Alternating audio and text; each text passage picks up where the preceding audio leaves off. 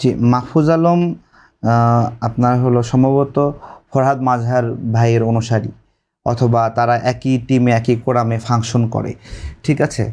তো সে জায়গা থেকে তার ক্যারেক্টারটা আসলে বোঝা অনেক দায়। কখনো সে মানে এমনভাবে বলছে যে সে জামাতের বিরুদ্ধে, আবার কখনো এমনভাবে বলতেছে জামাতের পক্ষে, আবার কখনো মানে হলো বাম সংগঠনের পক্ষে। মানে ক্যারেক্টারটা এখনো মিস্ট্রিয়াস। তো এটাই আর কি, তার বিষয়ে বলতে চাচ্ছি না।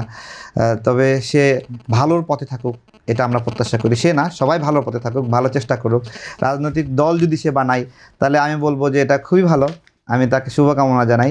রাজনৈতিক দল না বানায় যদি সে এনসিপিতে যায়, আমি সেটাও বলবো সে সেখানে গিয়ে ভালো রাজনীতি করুক।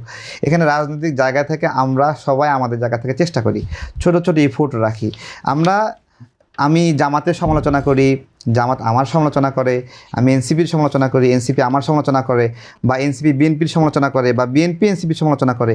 এই যে রাজনৈতিক দ্বন্দ্ব, এই রাজনৈতিক দ্বন্দ্ব দিয়ে দেশ লাভবান হয়, অন্যায় কমে যায়, দুর্নীতি কমে যায়, লুটপাট কমে যায়। সুতরাং এই দ্বন্দ্ব, আমি চাই যে এই দ্বন্দ্ব চলুক শক্তিভাবে। ঠিক আছে? এই দ্বন্দ্ব চলুক, এই দ্বন্দ্বে দ্বন্দ্ব বন্ধ হওয়া যাবে না। ঠিক আছে? এটাই আর কি।